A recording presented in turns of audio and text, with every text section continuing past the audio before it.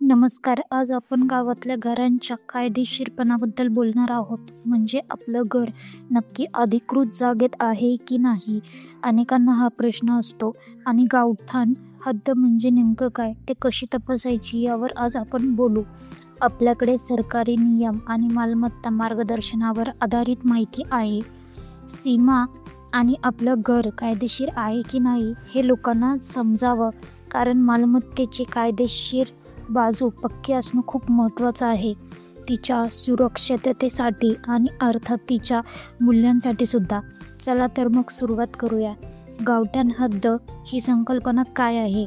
सोपं आहे. गावठाण म्हणजे सरकारने किंवा समजा गाव प्रशासनाने गावातील लोकांच्या राहण्यासाठी अधिकृतपणे ठरवलेला भाग. म्हणजे इथे घर दुकान बांधायला परवानगी असते.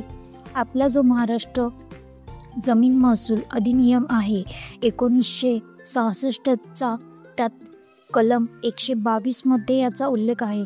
हा भाग रहिवाशांच्या वापरासाठी राखीव असतो. साधारणपणे ग्रामपंचायत गावठाणची सीमा निश्चित करते आणि ती घोषितही करते. ही कायदेशीर प्रक्रिया आहे, त्यामुळे ती गावाच्या नकाशावर पण अधिकृतपणे नोंदवली असते. आता मूळ प्रश्नाकडे येऊ. समजा एखाद्याचं घर आहे गावात, तर ते कायदेशीर आहे की नाही हे कसं कळणार? जागा दिसली, घर बांधलं म्हणजे झालं असं नसतं. घर कायदेशीर आहे की नाही हे म्हणजे दोन मुख्य गोष्टींवर ठरतं. एक त्याचं स्थान, लोकेशन, आणि दुसरं आवश्यक परवानग्या. स्थान म्हणजे ते घर गावठाण हद्दीच्या आत आहे का, आणि जर आत असेल तर त्यासाठी ग्रामपंचायत किंवा जी काही संबंधित अथॉरिटी असेल त्यांची बांधकाम परवानगी आहे का. हे दोन्ही असेल तर ते कायदेशीर. आणि जर घर हद्दीच्या बाहेर असेल, म्हणजे शेतात वगैरे, तर मग ते बेकायदेशीर ठरू शकतं. खास करून जर परवानगी नसेल किंवा सरकारी जागेवर अतिक्रमण असेल. लोक काय करतात, जागा आपली आहे म्हणून बांधकाम करतात, पण जागा तुमची असली तरी बांधकाम परवानगी वेगळी गोष्ट आहे. ती लागतेच. म्हणजे कागदपत्र तपासणं आलंच. कोणती कागदपत्र महत्त्वाची असतात? फक्त 7/12 उतारा पुरेसा नाही. फक्त 7/12 उतारा जागेची मालकी दाखवतो. त्यासाठी बांधकाम परवाना लागतो, बिल्डिंग परमिट लागतो. मग घराची मिळकत पत्रिका म्हणजे प्रॉपर्टी कार्ड जर असेल तर. काही ठिकाणी अजून ते नसतं पण. आणि ग्रामपंचायतीचा ना हरकत दाखला किंवा मंजुरीपत्र, हे सगळं महत्त्वाचं. म्हणजे नुसता 7/12 बघून चालणार नाही. आणि एक लक्षात घ्या, नियमबाह्य किंवा परवानगी नसलेलं बांधकाम कधीही कारवाईच्या कक्षेत येऊ शकतं. सरकारी अधिकारी ते पाडू शकतात. मग हे तपासण्याचे सोपे मार्ग काय आहेत? सामान्य माणूस स्वतःही तपासू शकतो.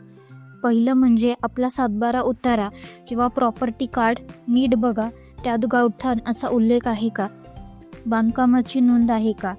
ठीक आहे. नंतर संबंधित ग्रामपंचायत किंवा नगरपरिषद असेल तिथे जाऊन विचारा की बाबा या बांधकामाला परवानगी होती का.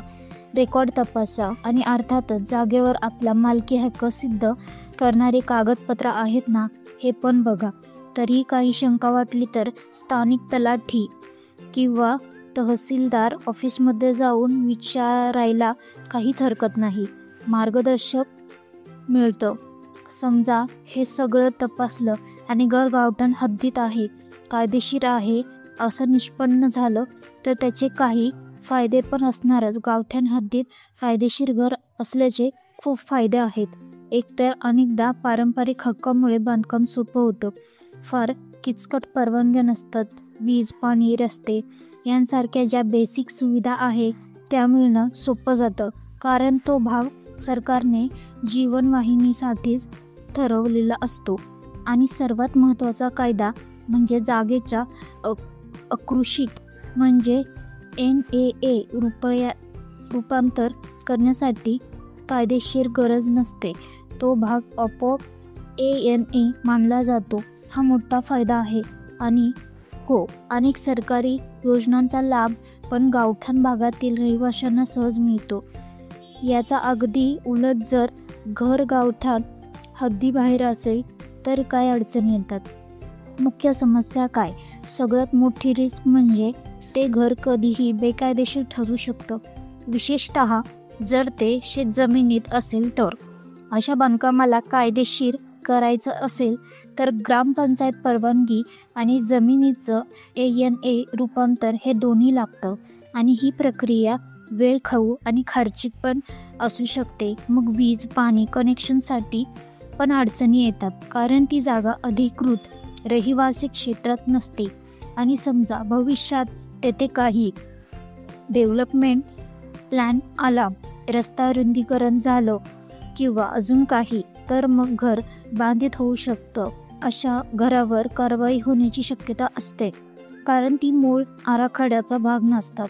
सर्वात महत्त्वाचं म्हणजे आपलं घर गावठाण हद्दीत आहे की नाही हे नक्की तपासा, खात्री करून घ्या. दुसरी गोष्ट, बांधकामासाठी आवश्यक परवानगी आणि मालकी हक्काचे कागदपत्रे व्यवस्थित आहेत का हे बघा. म्हणजे 7/12 बांधकाम परवाना आणि शक्य असेल तर मिळकत पत्रिका ही त्रिसूत्री लक्षात ठेवा. ही तुमच्या मालमत्तेच्या कायदेशीरतेची आणि सुरक्षिततेची गुरुकिल्ली आहे असं समजा आणि काही शंका असेल तर अधिकाऱ्यांकडून माहिती घ्या.